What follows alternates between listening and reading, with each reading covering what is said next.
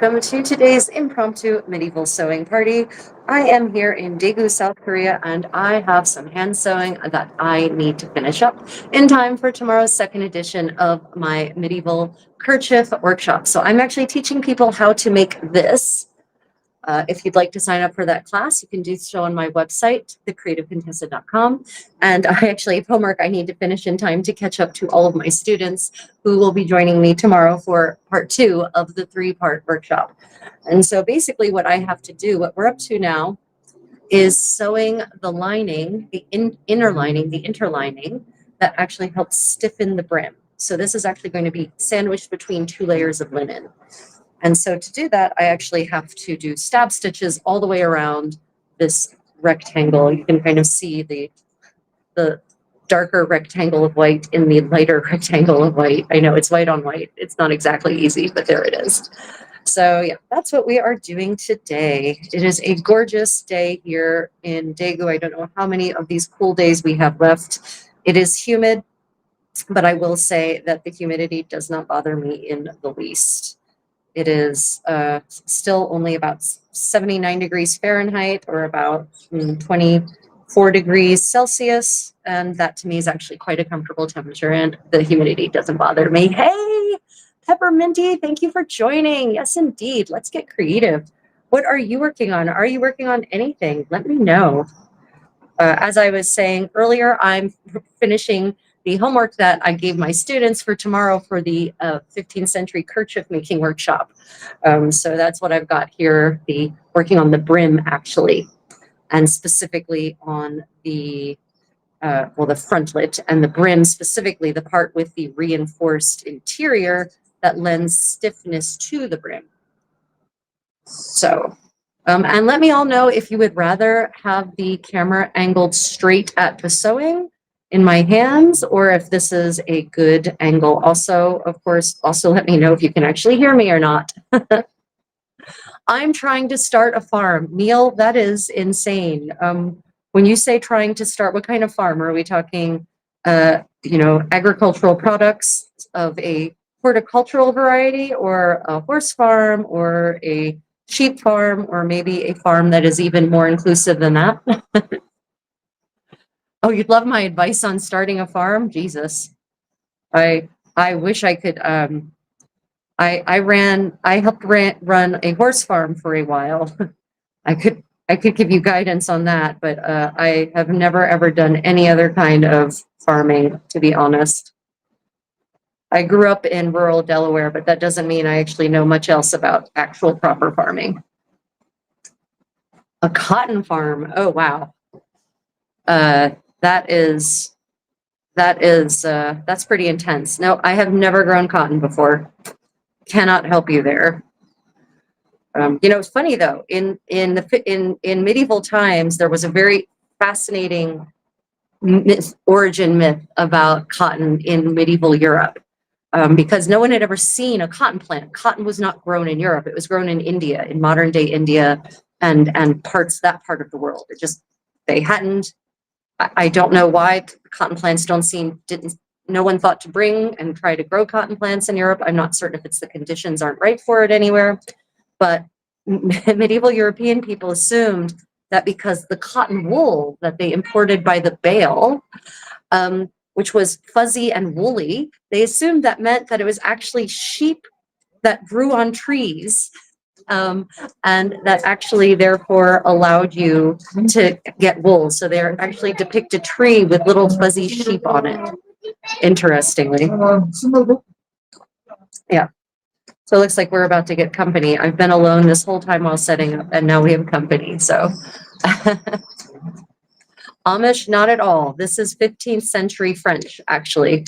This is how pretty much all women in the second half of the 15th century dressed themselves. When they were at home in their private quarters, and I've decided I want to be out in the world. So even though I'm really not dressed properly for a noble woman to be out in public, no one here in Korea knows that. So here I am. No, definitely not Amish. An Amish woman would not show this much neckline. She just wouldn't. Hello. How are you? You're very handsome.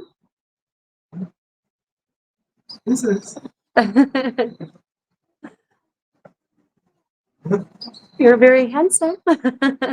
There were two very handsome young gentlemen observing over there.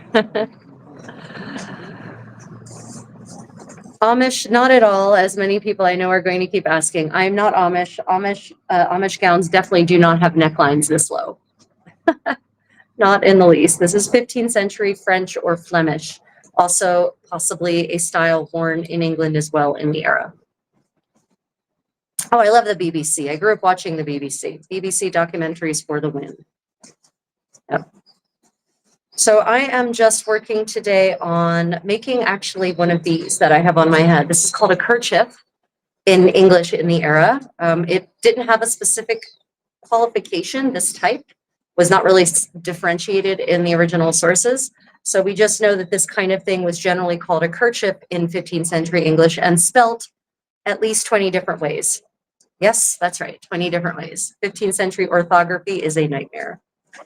And in French, it's called a couvre-chef or a couvre-chef, depending on the dialect of 15th century French in question. And we know that they were definitely made of linen, usually the very fine linen in the sources, Holland cloth in English, which would be the very, very fine linen that was very famous in Flanders, in Ghent and Bruges, sort of famous throughout Europe, actually, Holland cloth was. And also sometimes you see Reims linen mentioned from Reims in France as also being a very fine linen. So the linen I have for this is, I would say, medium fine, probably not as fine a quality as they had in the Middle Ages. Modern linen is just not woven to the standards of medieval linen, sadly. Yeah, I hold on a minute. I can fix this. Not even fake Amish, not at all Amish.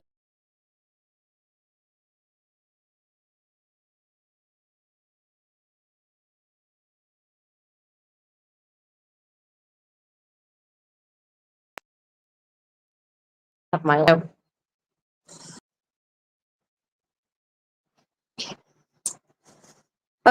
Goodness. Okay, I apologize, everyone. I forgot to go on YouTube and set a setting that would prevent the garbage from commenting here.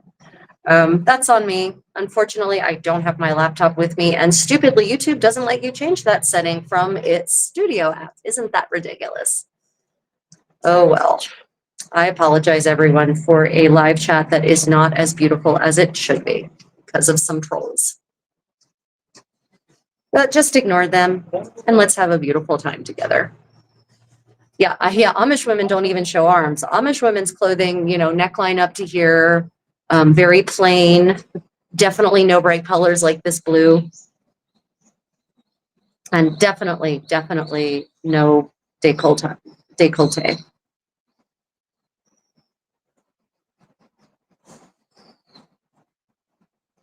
Yeah.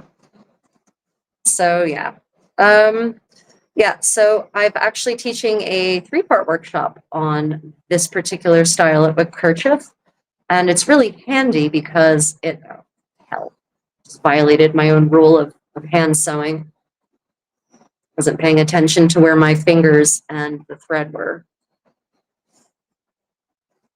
So yeah. This style of kerchief often makes its appearance on either peasant women or ladies doing some sort of handwork, weaving or brewing or working at the mines. Strangely, I found an image of a woman wearing this headdress, but also 2 full layers of gowns and a beautiful silk pouch, and she was working in the mines. I don't know what that illuminator was trying to depict, but I'm pretty certain that any woman who was part of the mining industry was not dressed in a smock, a kirtle, a gown, a silk pouch, and a very fine kerchief. But the depiction of the kerchief was really nice anyway. So, but you also see these depicted on noble women who are in their private chambers. Often if it's a noblewoman who's writing a letter, then she's depicted in her chambers in the later 15th century wearing a very, you know, a kirtle and maybe a robe of some kind. Oh, that's what's catching the thread. Okay. My rings are too three-dimensional for this needle and thread. Yeah, because I actually have replica medieval rings. So this is actually a piece by Armor and Castings. It's a replica of a piece in the V&A. It's really beautiful.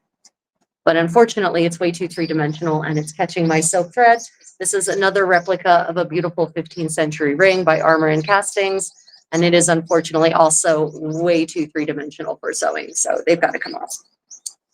I was hoping just to have some nice, elegant bling for my fingers for this session, but it's too inconvenient for the silk thread.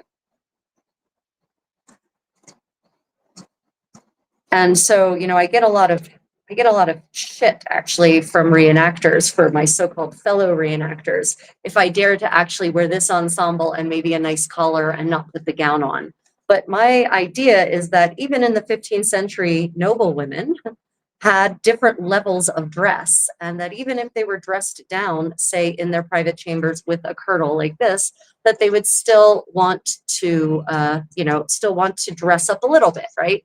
Maybe some jewelry to accessorize. So I do not see that as being an inauthentic application of jewelry. And yeah, I definitely, if I punched someone with these rings, they would feel it. It would leave a scar for certain. Yeah. And of course, you know, it's funny about rings, and I'm going to include this on my video on medieval rings that's coming out hopefully this week. What's funny about rings is that medieval rings, that there are sumptuary laws about rings as well. So sumptuary laws are the laws that govern luxury, sumptus, and they govern everything, not just clothing. People think of them as the fashion police, and they are, but they're also the everything police. Sumptuary laws also regulate the consumption of food, starting as early as the 14th century in England. And in the 16th century, the laws get redoubled in Tudor England because the Tudors start going into massive debt to host these crazy feasts. So, you know, sumptuary laws also do govern jewelry, of course, like the ultimate luxury item. And apparently in France, as early as the 1280s, there is already a problem with the working class, with not just merchants, but craftsmen and craftswomen wearing jewelry that is supposedly inappropriate for their station. So they're wearing gold, they're wearing silver, they're wearing precious stones. So anyone who thinks about, you know, the Middle Ages as being this time of extreme poverty, it isn't. The time of extreme poverty is the Industrial Revolution, right? That's where after the Reformation and the Industrial Revolution is where you start to see massively widespread poverty amongst classes of society that before were gainfully employed and even had access to the commons and whatnot.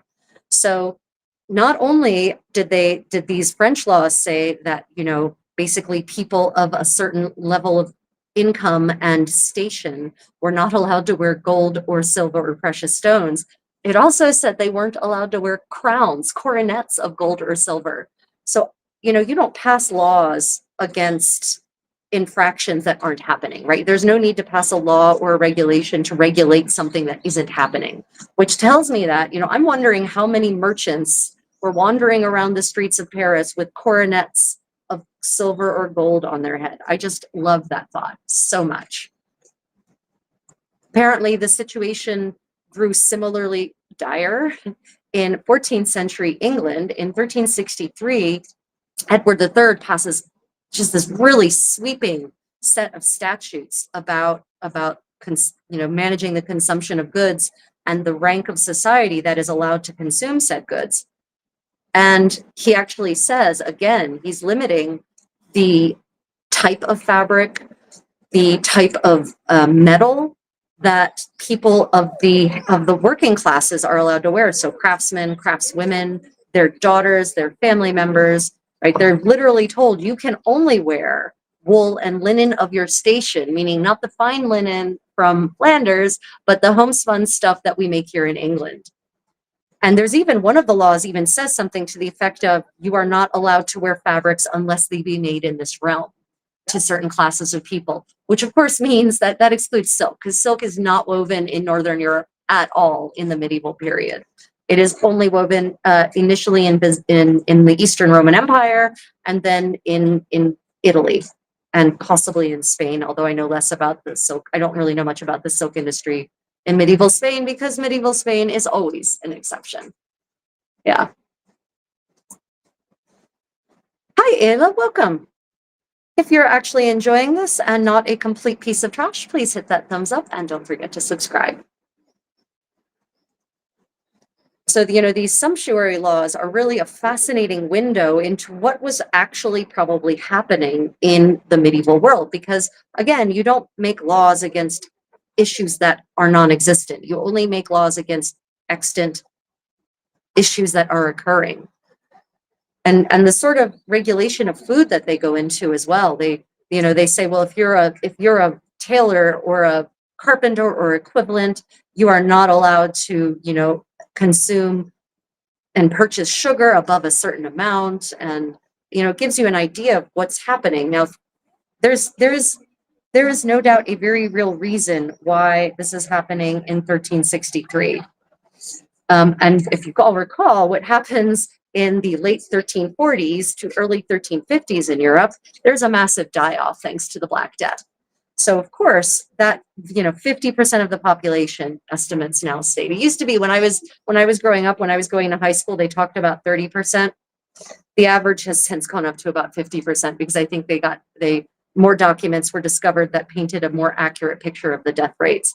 So when you lose 50% of your population, suddenly labor becomes much more valuable, especially when you don't have machines to do the work. And so suddenly all of these craftsmen whose labor was pretty cheap before the Black Death, suddenly their labor is much more valuable because it's scarcer. There are fewer of them. And so they can demand much, much better wages. And so they do. And that means also they can afford more. And of course, also, I would imagine that the secondhand market after the Black Death is flooded with goods, because, most people don't realize secondhand market, not a new concept, that there was a very thriving secondhand market for every kind of good in medieval Europe, all across medieval Europe. And so suddenly I'm going to bet that there were a lot of very nice garments that ended up for sale in these secondhand markets at probably not very high prices. And so these craftspeople who are now getting paid more, thanks to the massive die-off, have access to these luxury goods that cost extremely less. Even if they're secondhand, they're still luxurious. And so I'm going to imagine that sort of perfect storm of consumption combined to make the nobility feel like there was a decreasing visual distinction between them and the hoi polloi. And thus sumptuary laws come in. Now, sumptuary laws do sometimes actually concern themselves more with the economics of overconsumption and the dangers that can cause, especially if, large numbers of people start going into massive debt, considering that the debt, depending on where you are, was likely to the Jewish community, which was, not viewed as desirable amongst Christians. So, but in general, it's nearly always a question of, class distinction and maintaining the lines, as it were.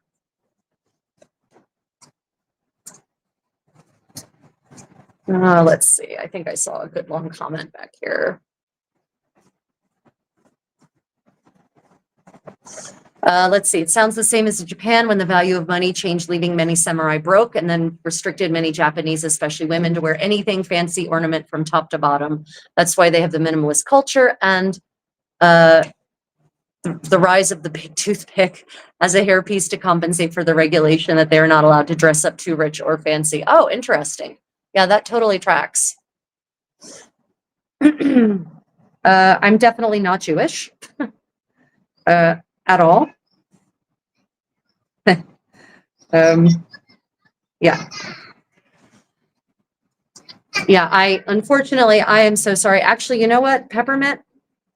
Hold tight. I'm going to see if I can fix this. Unfortunately, I did not set.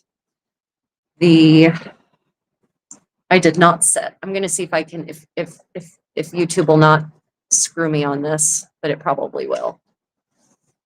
Unfortunately, I don't think I can actually change this setting out here and out and about. It's really stupid. And I don't have anyone awake who can change it for me. All of my All of my normal moderators are in America right now and asleep. Let me see. Let me see. Channel. Oh, wait.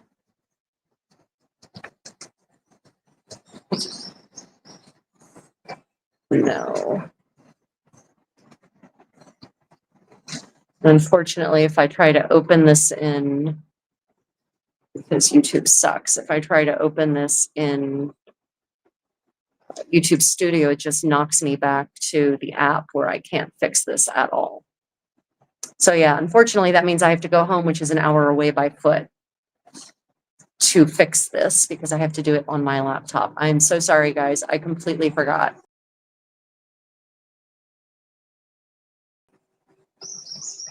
Yep.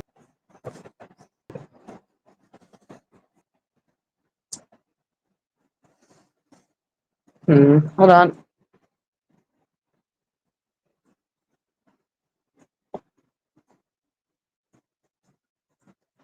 Good morning, Doctor Who What Where. And here, Fish Fortune, mais bien sûr, vous pouvez joindre.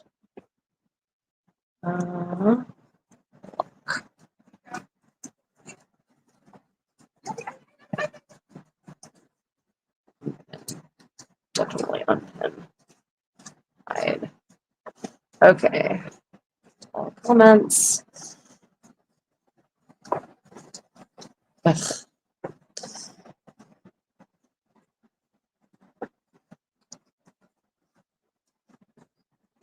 It's great to see that there's a real lady in America. Well, technically, I'm in South Korea. So I don't know that I can say there's a real lady in America, but I don't know what real lady means. I certainly meet the basic qualifications, I suppose.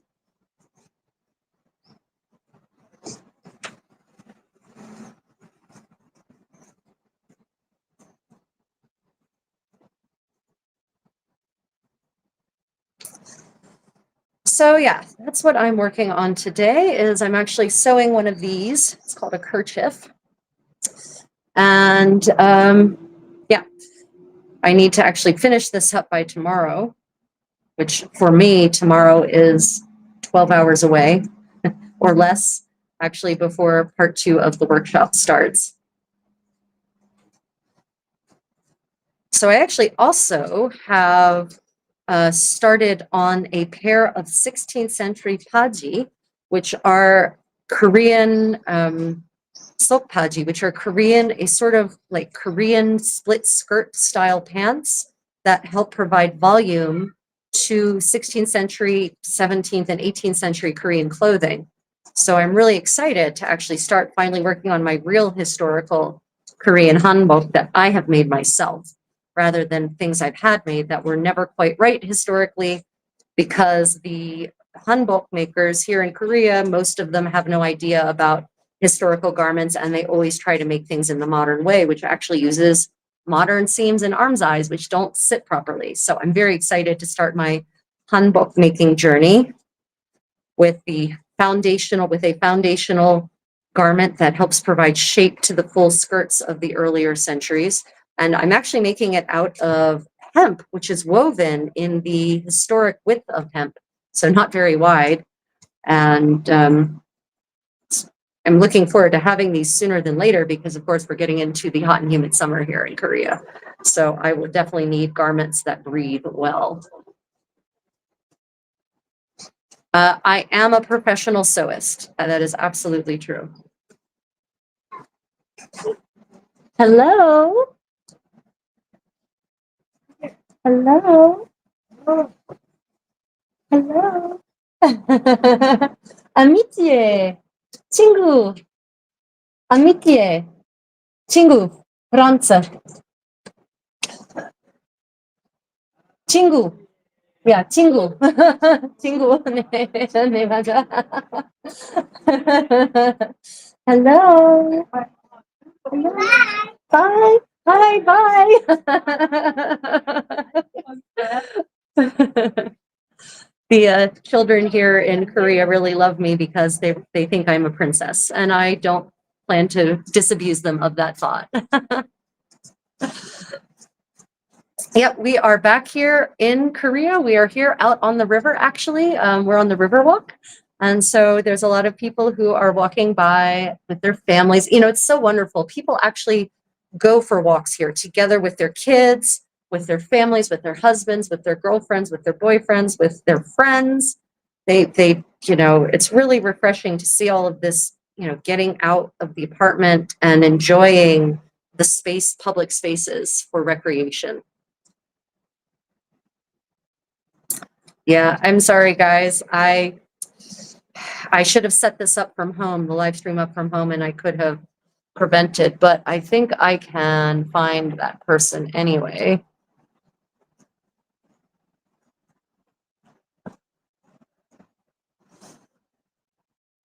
Oui, je parle français. Un très petit peu. I am definitely none of those things, neither Amish nor Seventh-day Adventist. I wish I could pin a comment that for everyone, the first thing they see when they go to the live chat is, no, I'm not Amish. No, I'm not Seventh-day Adventist. No, I'm not any religious stripe that requires me to dress this way. I am a 15th century French noblewoman sewing in casual elegant.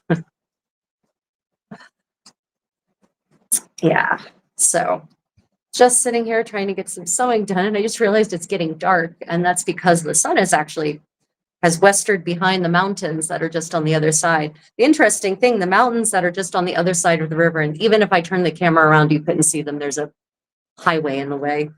That set of mountains directly across the river, 30 feet up the mountainside, are the remnants of a medieval fortress that used to sit here and guard the city from interlopers. The Daegu is actually, I'm in Daegu right now, and the city is actually very well protected from all sides by mountains. It's literally in this rare river conflux valley surrounded by pretty closely located mountains.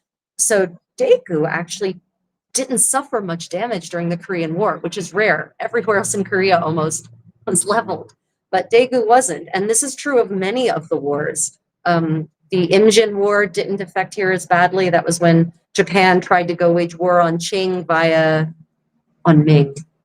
think it was Ming or Qing, one or the other. I'm not certain when the Ming dynasty ended and the Qing dynasty started, but Japan decided they were going to go and invade China via Joseon, and Joseon said no, and Japan said, oh yeah, and there was a whole war about it. Japan lost, by the way. They never made it to China, and they eventually had their little tails handed to them, and they went back to their island, but only after wreaking a whole lot of damage here at the end of the 16th century in Korea.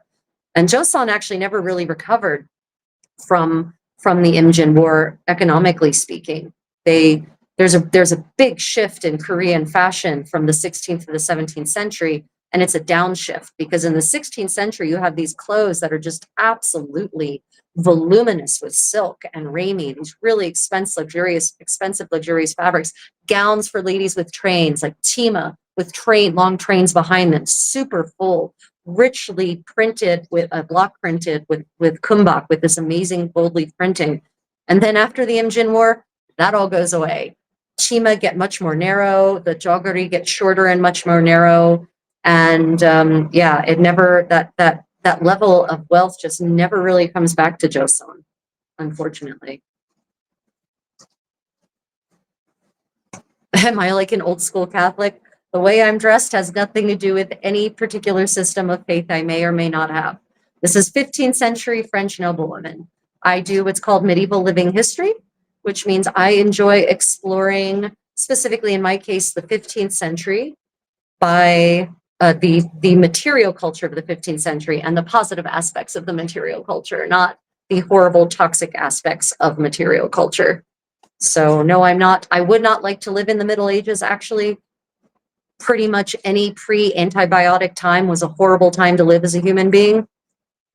It's not a joke when they say you could have died from a paper cut, as people did. You know, most battlefield deaths before antibiotics had nothing to do with glorious death on the field of battle. Most people survived the battle with wounds that then went septic, and then they died with their bodies slowly rotting around them while they, went delirious with fever and pain. So no, I'm not real excited about inhabiting that kind of world for some reason. I don't know. Call me crazy, but just doesn't interest me. But there are many beautiful aspects to medieval culture, to 15th century culture in particular, that do definitely interest me. The clothing, games, dancing, the armored combat, knightly deeds of arms, feasting, the food culture is really interesting. The sustainability of medieval life, right? Like medieval people lived a very circular economy. Reduce, reuse, recycle. Well, reuse, recycle is reduce, they didn't have to, were big tenets of medieval life. So they knew nothing was wasted. Very little was ever thrown away. Almost everything was used and used until it was just particles or little tiny bits of remnants that could either be turned into paper or used to insulate the walls of your home. So yeah, it's, there's a lot of beauty in medieval life, a lot of lessons that could be learned and applied to modern life. And so, I also enjoy the literature, the poetry, the music, the aesthetics of the 15th century in particular are very appealing to me. The interior design, the architectural styles, and all across Europe. I also do a lot of research into 15th century Italian life. My focus mostly has been Florence thus far, but I'm starting to branch out. The Milanese court seems really interesting. And of course, the court in Ferrara in the mid 15th century is super interesting from a material culture perspective. So, yeah.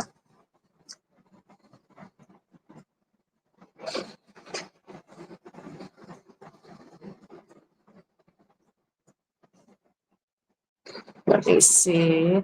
I can.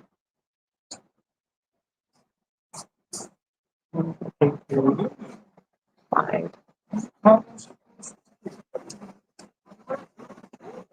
Fucking hell.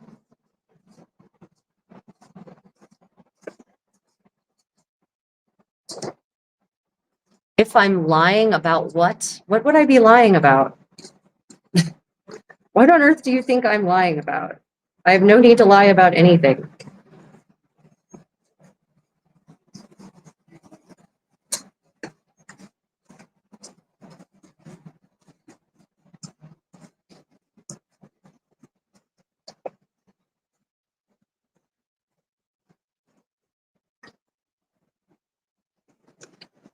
Oh, that strange wagon behind me?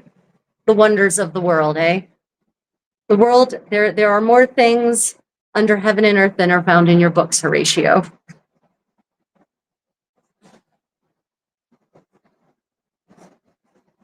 Yeah, I wish jousting was as popular as football and soccer.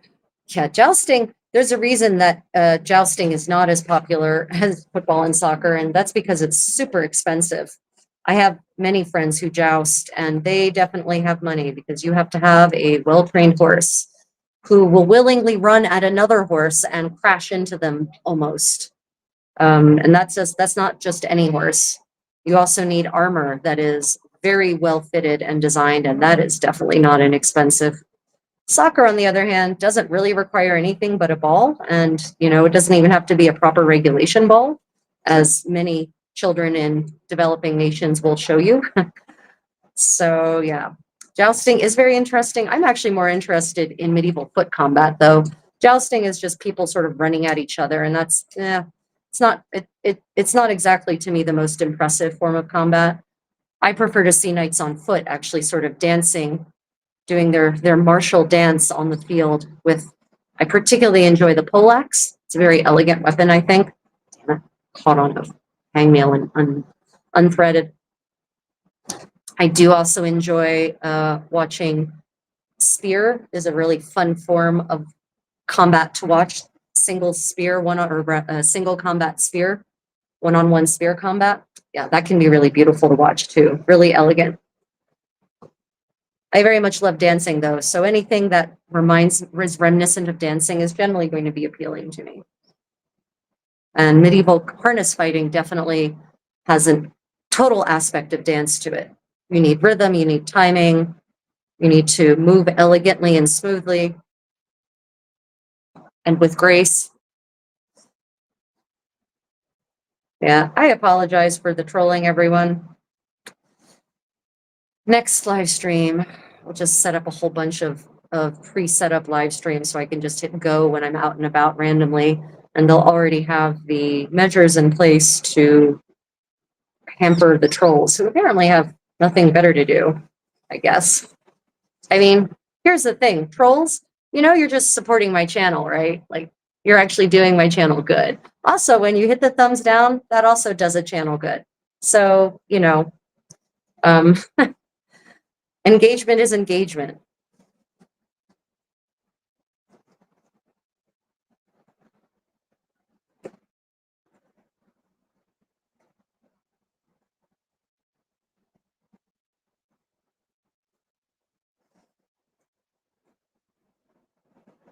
Yeah, there's certainly a lot of brain rot amongst the trolls.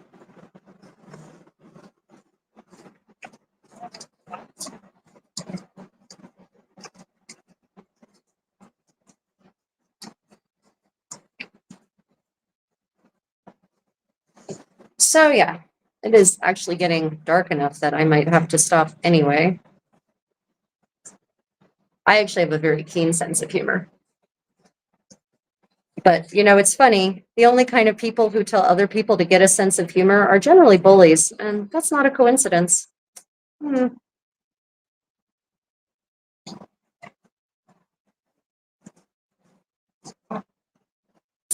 Also, you have no idea to whom that was in response.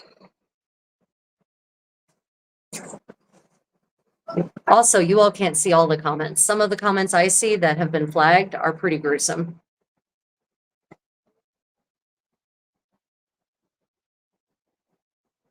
Fancy a pint of mead? Mead. Yeah. I actually think mead is honey abuse. I prefer honey in its unfermented state. I do, however, enjoy a nice bottle of soju with a yummy plate of steamed pork belly. That is tasty. Or a really nice little bottle of sake with a little carafe of sake with some yummy fresh sushi or sashimi. Yeah, that's quite, I can absolutely enjoy that. Mead, though, it's just honey abuse. Never really enjoyed it very much. Yeah, I think I'm going to have to switch to a whip stitch on this one because it's just going to take too long to do. So for those who are actually interested in medieval stitchery, so this is the line of stitching I have done, and I'm actually stitching on the lining for the brim. This will add heft and body to the brim here so that it's actually like this. It has this nice resistance, right? So that is what I'm in the process of doing right now. And you have to sew it all the way around on the inside. It's going to be sandwiched entirely between two layers of linen. But if you don't sew it down entirely and then you launder it, it will just turn into a bunched up piece of linen inside of your sandwich of linen.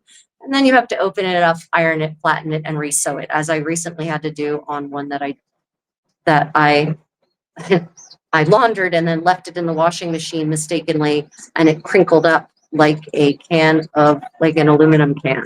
So yeah, so what I learned from that is that these brim linings, these brim stiffeners absolutely have to be completely sewn down on the inside to make sure that the washing process doesn't cause them to bunch up into a crinkled mass.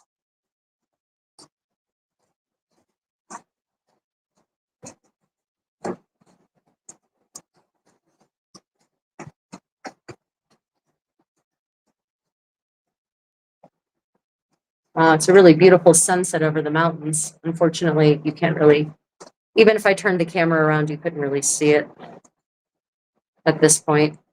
We actually get some really beautiful sunsets in Daegu, especially because of the mountains.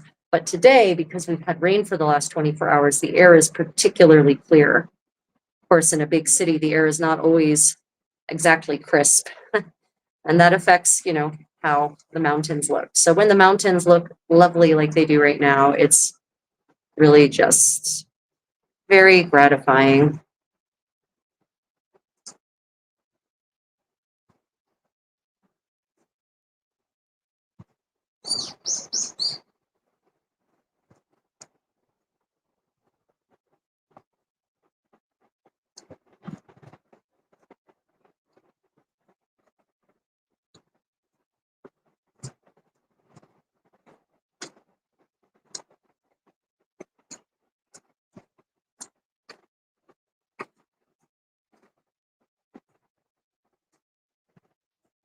So any of my medievalists who are actually watching, are you, what is everyone working on?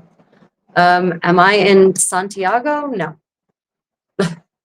I am in, right now, I am in Daegu, South Korea. And did you mean Santiago de Compostela or Santiago de Chile? I've actually never been to either. I would like to get to both someday. Yeah, Santiago is both Santiagos are beautiful places by all reports. Yeah, it's night in the US. I am currently in Daegu, South Korea. So that's why it is not nighttime here, although it's going to be nighttime very shortly. The sun is basically setting as we speak, and that's why it's getting sort of darker and darker, even though the camera is actually picking up quite a bit of light. Remarkably much, actually.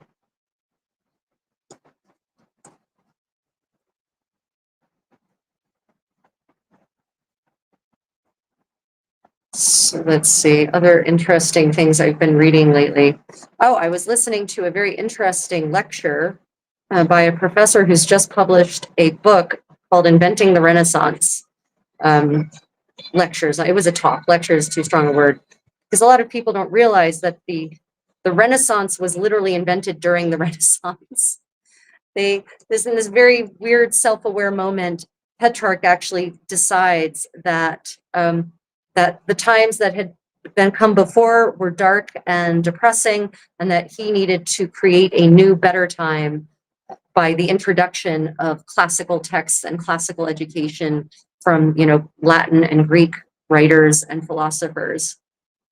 And then, you know, by the 16th century, they have full on drunk the Kool-Aid, especially in Italy, that they are the Renaissance, and that the time that came before was dark and benighted, and that they are superior in every way to the people who immediately preceded them, and that they are the true heirs to the glories of the ancient Roman Empire. It's just this interesting bit of 16th century snobbery. But the reality is that they didn't really invent, you know, the developments that happened in that era were a continuation of the scientific and philosophical developments that had been happening all along, basically, since the fall of the Roman Empire. So it's not like one day it was the Middle Ages and the next day the Renaissance had dawned. It's weird. People like cleanly cut borders and boundaries, and so they want their historical periods to function that way, but most historical periods don't. The professor also noted, and this was an interesting idea, that historically humans like to view history from a lens of a dark age or a golden age, because if there's a dark age, that means there can be a golden age, and a golden age therefore is something that any given institution can waive as some sort of potential reward to people who are listening. So a government can say, well, we were in a dark age, but if you put me in power, I will bring you the golden age. Or, you know, a company can say that, or a church can say that, right? So the idea of golden age versus dark age is a very useful tool. And it also implies that even if you're living in a dark time, if you think you're living in a dark time, that there's a possibility to not live in a dark time anymore. But if you really think about it, for the most part, that's not how history actually works. If you actually start looking at the periods that have been called the so-called dark ages, and there isn't just the European dark ages, right? There was a dark age in Greece supposedly following the Bronze Age collapse, followed by the glorious days of Athenian democracy, right? So it's an interesting, it was interesting to actually have that pointed out, that maybe this idea of golden ages and dark ages is just completely a construct and not actually based on the reality of those periods of history. I'm not certain if that applies to all periods, because as I think about it, surely there must be some periods that could absolutely be called a golden age. In Korean history, for example, in early Joseon under Sejong the Great, and especially if you look at what came after, it got really dark, especially for women. Almost done. Here's the progress thus far. There is the brim. Here's what it looks like. This is what will be visible on the outside. And then this is what it will look like on the inside. We won't see it because it will be actually folded over like this. Will be folded into a big rectangle, so it will be entirely not visible except for the stitching, which you will be able to see here. It'll be exactly like this one, basically. So yeah, that was an interesting talk about the concept of dark age versus golden age. And I'm still pondering whether it's entirely true that golden ages don't exist at all, or maybe there's no dark ages, but there are ages that are brighter than others, perhaps. On the other hand, there are some periods of history that I would absolutely call a dark age. I'm thinking Germany during the Third Reich is absolutely a dark age. But yeah.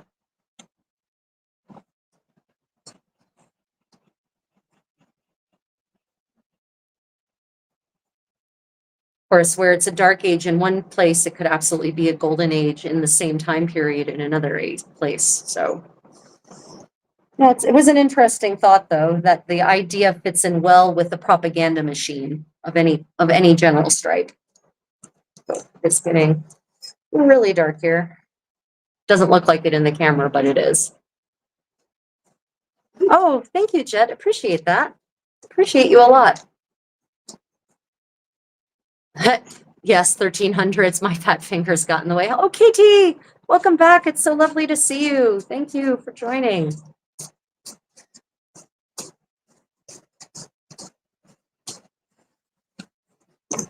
Yeah. Yeah, so the modern day, I grew up in Amish country, actually. And so I actually knew a lot of Amish people and interacted with them a lot, especially as a teenager, I worked in the horse racing industry, a lot of Amish involved there. And they definitely still have a much more circular economy style of living than, most of us in the non-Amish world do. There's a lot of lessons on how to live more sustainably and more healthily that we could absolutely take from the Amish. And it's the same thing from medieval living, medieval practices. For instance, the life cycle of fabric. Take linen. It's a completely natural product. It's basically a grass, and that's what flax is. And it grows until it reaches maturity, and then it's harvested, and a lot of processes, all natural, mechanical mostly, are applied to it to extract the fibers from it and spin the fibers and then weave the fibers. Then the linen is used and eventually it wears down. And so the worn out pieces, depending on the size of the garment, are either turned into a smaller, different garment used as part of another garment, or turned into rags, cut down into rags. And then once the rags have basically worn away to be not really useful as rags anymore, then those rags could either be sold on to a rag paper maker, because rag paper was a thing produced in medieval Europe, or they could be used to stuff a mattress. There are records in Lorenzo de' Medici's death inventory of mattresses that are actually stuffed with linen rags, right? Or they could be used to insulate the walls and ceilings and floors of homes, which is how we actually find a lot of medieval extant medieval textiles. Langberg Castle is a fine example of that. Or Yeah, those are it. But nothing gets thrown away. Like nothing gets thrown away. So just that idea alone could really improve, the impact we're having on our environment. I'm not even talking about saving the planet. The planet doesn't give a crap. The planet will be fine. If we extinct ourselves because we completely destroy and pollute our environment, the planet doesn't care, ladies and gentlemen. We have to care because we're the only ones who care whether we live or die or have a habitable Earth. Because even if it's not habitable for us, or even for most forms of life that are here now, some other new form of life will evolve for which it will be habitable. So we need to take better care of the environment for selfish reasons. So we could absolutely learn so many useful ways of living more sustainably from these circular economy practices of the Middle Ages, and even food scraps. Scraps, the leftovers from preparing food, nothing went to waste. Eggs, they had a use for the shells, right? They could grind the shells up and use them for a variety of applications. The whites, a lot of medieval recipes called for egg yolks, but they didn't throw the whites away, and they didn't even necessarily eat them. Whites could be used to clean water, to actually clean a broth up. And then the cooked egg white that has, cleaned the broth up, kind of gotten rid of the nasty bits that are floating around in a meat broth, for instance, could then be fed to the pigs. Or they could actually take the egg yolks and egg whites, and let them ferment. And then those quote unquote stale egg whites would be used by artists as part of their paint making process for egg tempera, for instance, or glazes, or sizing, right? So there's a whole bunch of things that you can do with these, what in many cases in the US would just get thrown away. Almond skins could be, because when you use almonds in medieval recipes, they're blanched and the skin is removed. And so they would actually take the almond skins and they would burn them until they were black. And then they would grind them and use those for black pigment. So, there's, and apparently also for dyeing food, although I don't know how tasty that would be. I've read that in a cookbook. So all of these, we just need to get better about minimizing waste and consuming less, and reusing all the parts of the things we consume, instead of only using one of the parts of the things we consume. When I see recipes that call for lemon juice and tell you to just juice the lemon and throw away the rind without zesting it, that makes me crazy. That zest is so valuable as a flavor giver. I'm not certain. I think that was aimed at fauna. I am definitely interested in weaving. I have done tablet weaving myself. I have not done loom weaving. I understand the concept, and I understand the process of warping your threads, of setting up the loom. The medieval horizontal loom was such a complex piece of equipment, especially for weaving things like brocade and velvet. It was a multi-person process. If you ever see late medieval illuminations depicting a weaver's shop with the loom all set up, it's remarkable. There are still, I think, some 17th century looms in operation in Venice and in Florence. And you can actually go and see those in operation, and they're still weaving fabric the old-fashioned way. And these fabrics, these silks, are insanely expensive, but they're so beautiful. This is absolutely medieval attire. This is a 15th century kirtle over top of a 15th century smock, for the English terms, or a chemise in French, a cotte simple in French. So yeah, definitely medieval attire, 100%. Like I stepped straight out of a manuscript illumination.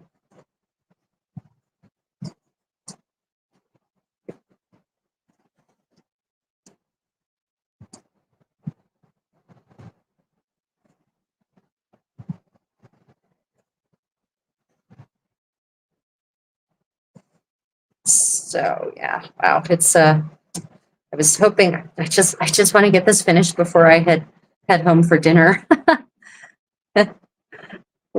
It's the light has faded to the point where my eyes are not, if my eyes were a camera, that the lenses would be jumping to figure out which would try to autofocus.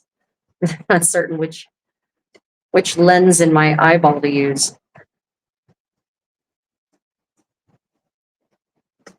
See how that's turning out on the other side. Oh, it's okay. It's not bad. Stitches will wash out. Unfortunately, I did wash my hands at home before I left, but of course I walked here and picked up my skirts, and my skirts had dirt on them, so dirt ended up on my fingers. So I'm pretty certain I'm leaving gray smudgy stains on my silk thread as I'm sewing, but that will wash out when I eventually wash this. Ooh, street lights just turned on. If I go over there, I can actually have light. Or street lights, the path lights, because I'm down here by the river path. So yeah, but I don't really think it's worth changing spots. Can I talk about the dyeing process of Korean textiles through their history? Yeah, so actually, I just received in the mail a book called Chimson. Chimsonjang is Korean sewing, but traditional historical Korean sewing techniques. More traditional than historical, but and that in the same series of these book on Korean crafts, there is a book on traditional Korean dyeing, and it has instructions and some history. And so I need to buy that book. But you know, Korean dyeing is historical. Is they have some of the same things that we have in Europe, and they have some different things. You know, they have different roots here than we have, but that have in some cases the same dye stuff. Like they have something here, and I forget what plant it is, but it has the same, basically the same dye stuff as madder root, for instance. And you know, so the process is basically the same. You mordant your fabric, and they used alum. Alum was, I seem to remember, there's something triggering in my memory about somewhere that was alum rich here in Asia, and so that was a big, might even be in Korea somewhere where they actually had alum mines. But don't hold me to that. I haven't actually looked deeply into that recently. So, you know, goes through mordanting, which means you basically cook the fabric at a specific temperature in a bath with potassium. I forget the chemical signature of alum. Potassium alum. I forget the chemical signature of alum. If anyone remembers it, pop it in the chat. Anyway, you soak it in alum, in a solution of alum at a specific temperature, cook it even, usually not to a boil though. You don't want to bring it to a boil. And that usually that soaks overnight, and then you take it out, and then you wash it, you rinse it out. Because if the alum stays in, and this I actually took a class from a Korean dyer, a traditional Korean dyer, and she noted that, and I knew this from experience, if you don't rinse the alum out, it will make your fabric very delicate. It will make it frayable. It will crumble it. It will cause it to be crumbly. Found that out firsthand, by the way, when I did my own experiments with medieval dyeing 15 or 20 years ago at this point. So you need to make sure you rinse the alum out properly, because once it's soaked, the alum that is going to bite into the fabric, that will mordant into the fabric, has done so. So rinsing it will not cause the mordanted alum to come out. It will only cause the excess unmordanted alum to come out.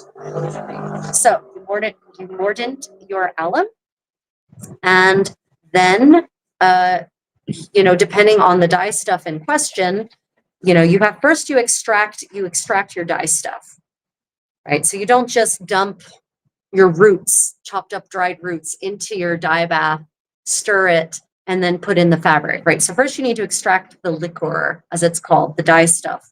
So that usually is a process that involves a process of, you know, cooking it at a specific temperature, and the temperature matters. And the thing is that the temperature that you use on your dye stuff is going to vary, will change the temperature, will change the color that you get, the shade that you get, because you're going to actually extract different compounds, and those compounds will be impacted differently by different temperatures, thereby changing the color. So you can get an entirely different color or a completely unwanted and unappealing color by cooking it at too high a temperature, for instance.